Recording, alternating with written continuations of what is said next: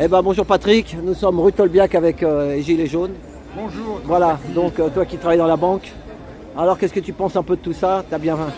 Euh, on a l'impression d'être dans une grande période de grand flottement.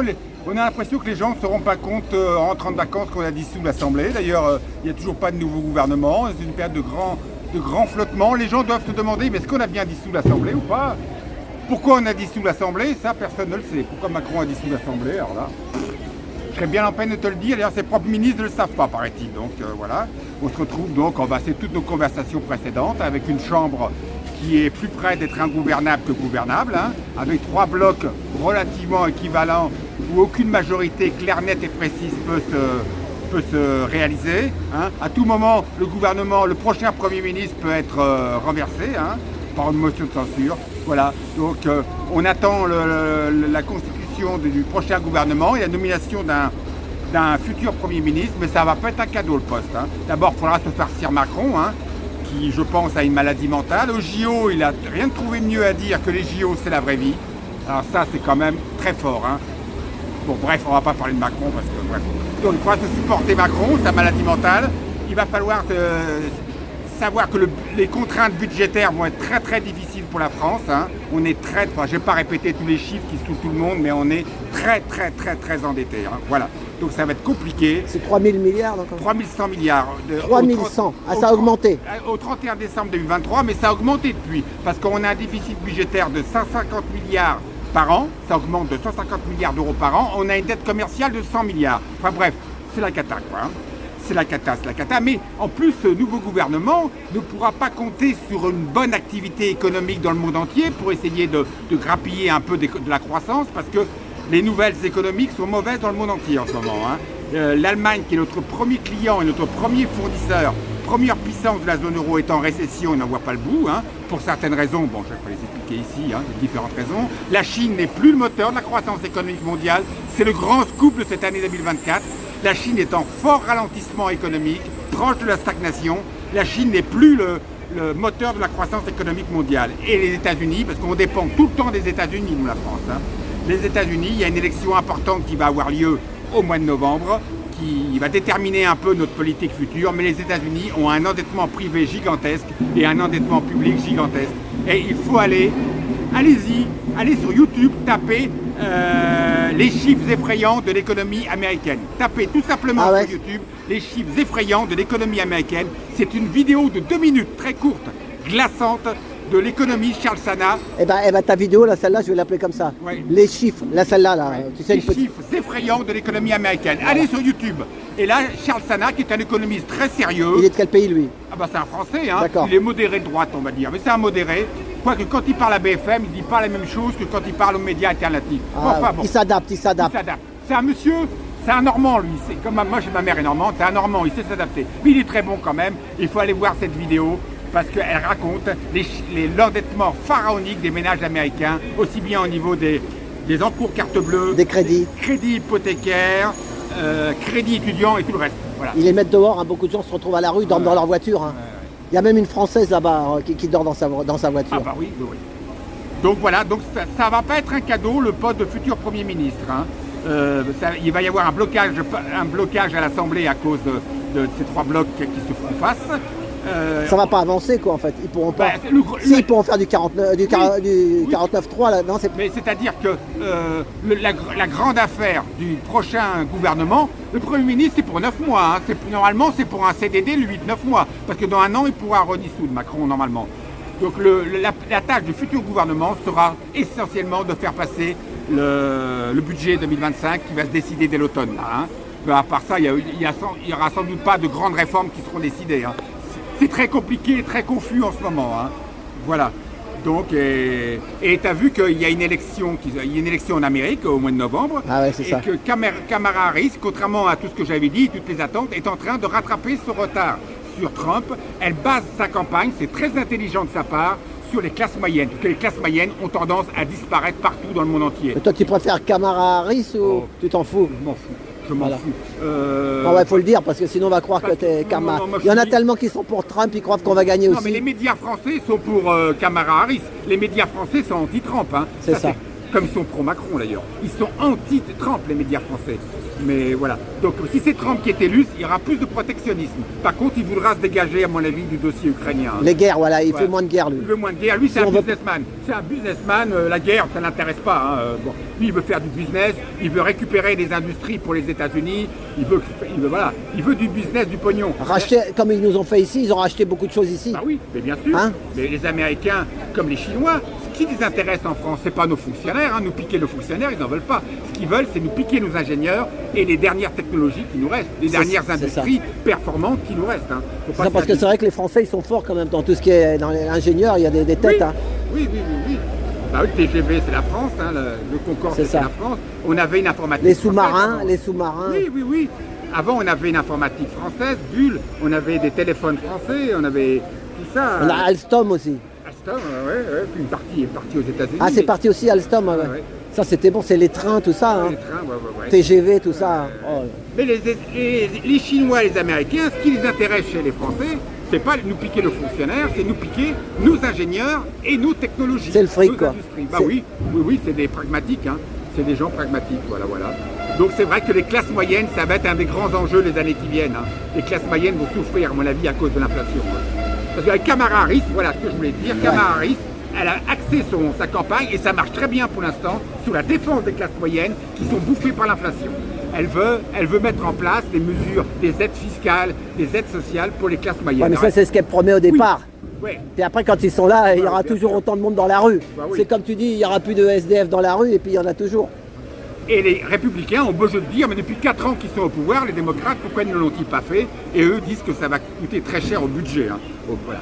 Donc déjà que les finances américaines sont dans un état épouvantable. La dette publique américaine augmente de 10 milliards de dollars par jour quand même. Hein. Enfin, je n'ai pas cité tous les chiffres de l'endettement américain, mais c'est... Ah ouais, 10 milliards par jour.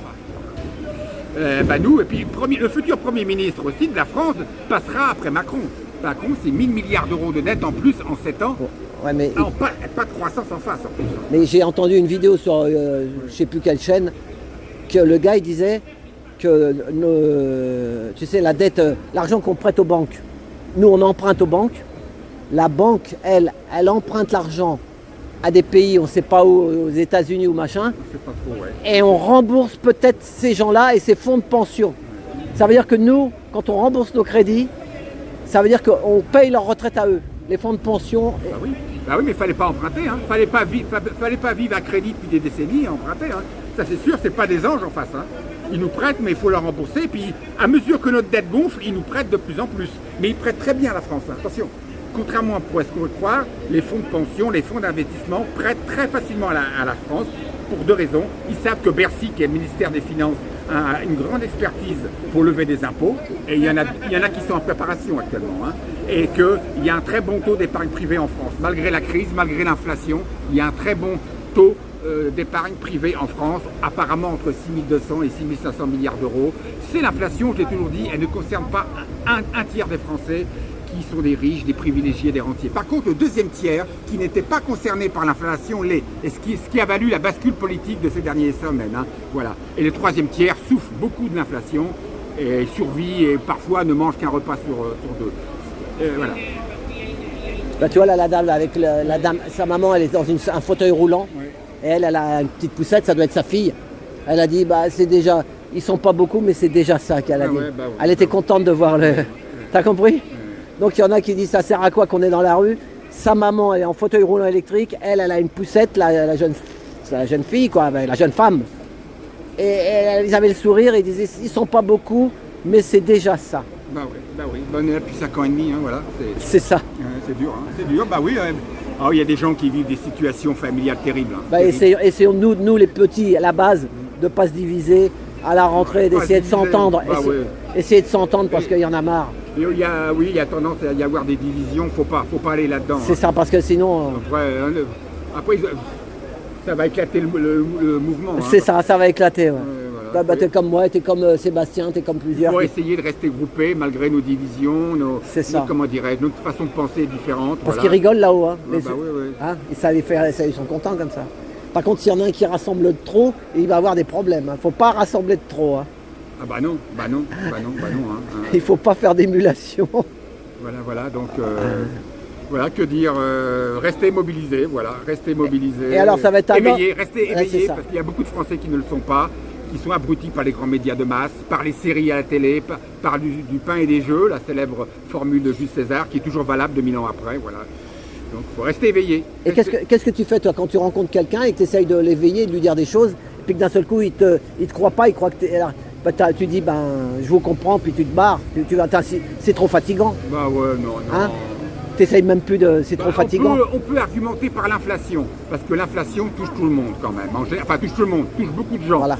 On peut argumenter par l'inflation, par la vie chère, par le fait que maintenant, quand tu vas en grande surface, pour 100 €, tu n'as plus grand-chose dans ton caddie. C'est ça. Moi, j'ai peur quand je fais mes courses maintenant. J'ai peur. C'est ça. Voilà, on peut argumenter avec ça, parce que on ne parle pas trop politique, voilà, on parle de la vie de tous les jours. Mais après, quand on parle politique, la politique du gouvernement, Macron, le Front populaire, alors là, tout de suite, ça peut partir dans les tours. Voilà. Mais alors, cette histoire d'inflation, moi, ma femme aussi, ça lui fait peur quand elle voit le caddie, surtout qu'elle est au chômage. Ça va à qui alors pourquoi l'inflation? Les prix montent, mais c'est quoi? C'est les grandes surfaces qui gagnent plus? Ou l'argent va à qui alors? Est-ce que les agriculteurs, ils crèvent aussi où elle va cet argent alors quand ça monte? Ça va dans les caisses de l'État? C'est pour remplacer, c'est pour rembourser la dette? C'est-à-dire d'abord, il faut savoir qu'on a, depuis 2008, l'Occident a pratiqué massivement de la planche à billets. Les banques centrales mondiales ont pratiqué massivement de la planche à billets. Ils ont racheté massivement des obligations d'État pour maintenir l'économie des pays Ils ont racheté aussi énormément de titres boursiers. Donc la planche à billets, ça crée de l'inflation. Parce que c'est ça, avant tu avais un billet, maintenant un jour c'est comme dans des pays, il en faut 10 par exemple. Voilà, c'est ça. Voilà. Tu vas en Iran ou je sais pas quoi, j'ai vu des Suisses qui voyagent, elle a donné des francs suisses, elle s'est retrouvée avec une liasse comme ça. C'est comme la lire italienne, il y a 30 ou 40 ans. Voilà, c'est ça. Tu partais en Italie, on te donnait des liasses de billets, de lire. Ils se sont trompés, voilà, ça m'avait fait ça moi aussi. Tu ne pouvais pas acheter grand chose avec finalement. Non, alors la planche à billets a toujours, de tout temps, provoqué de l'inflation. On l'a vu depuis les années 20 en Allemagne. Mais oui, la République de Weimar. Mais eux, ils se protègent tous ces banquiers. Il y a les grandes surfaces qui font du business après. Mais ces gros là, les banquiers, tout ça, c'est pour pas qu'ils explosent en route ou en vol. Ils font ça pour...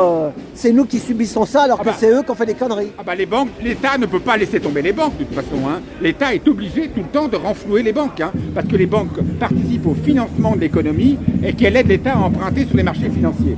Donc l'État ne peut pas laisser tomber une banque.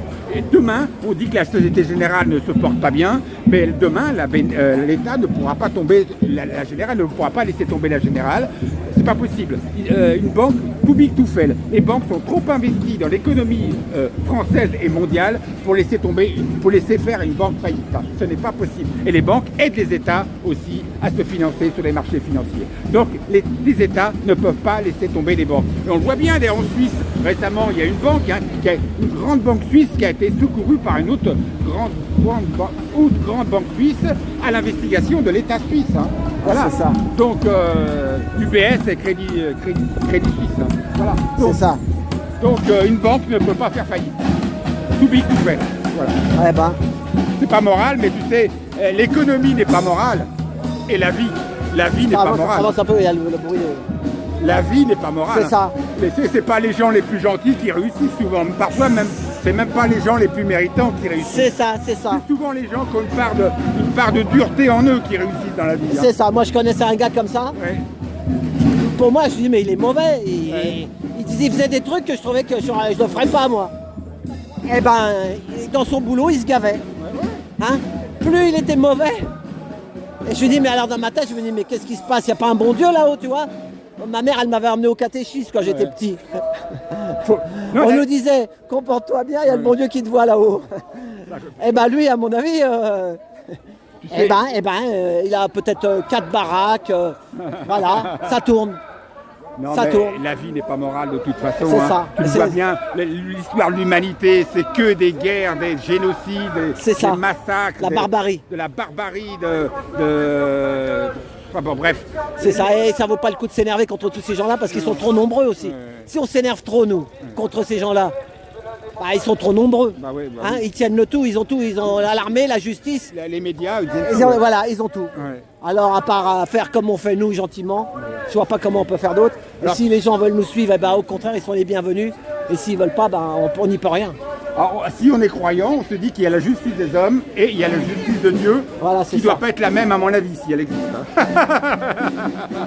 C'est ça. Moi, je suis croyant. Moi. Ah bah voilà. Moi, je suis croyant, je crois en la justice de Dieu, mais bon, le plus tard possible. C'est ça. Mais c'est vrai que bon, C'est vrai, il y a- il faut dans la vie avoir de la distance par rapport à tout, parce que sinon... Et il y a même des gars, des fois, parce qu'ils dérangent, on va les accuser de pire félonie alors qu'ils n'ont rien fait, mais on va les accuser de choses qui vont être dans une merde que ça sera même pas possible d'en sortir. Hein, ça arrive ça aussi. Hein. Ah bah, bien sûr. Ben, Bonjour, ça va?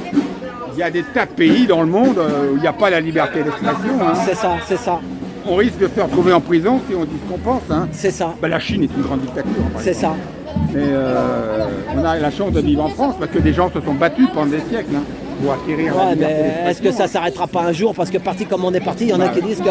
Voilà, ouais, je pense que depuis quelques années, là, sans basculer dans la dictature, parce qu'il ne faut pas exagérer, mais on recule hein, au niveau de la T'es liberté confiant d'expression. encore. Alors. On recule, hein, avec tous ces grands médias qui prennent le contrôle du cerveau des gens. Là, on l'a vu lors du Covid, lors de la guerre en Ukraine. Il n'y a pas de contradiction, c'est toujours le même son de cloche dans les grands médias. Voilà, c'est ça. Bon, ben merci. Voilà, Allez, bah peut-être à la semaine prochaine. peut-être. Allez, salut, merci, hein. Bon week-end.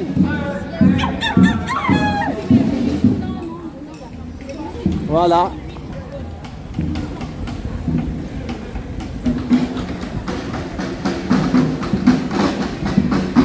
Bah, c'était une belle discussion.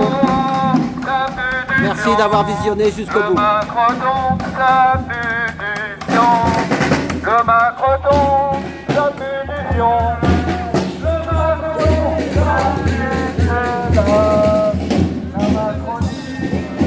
Ça va?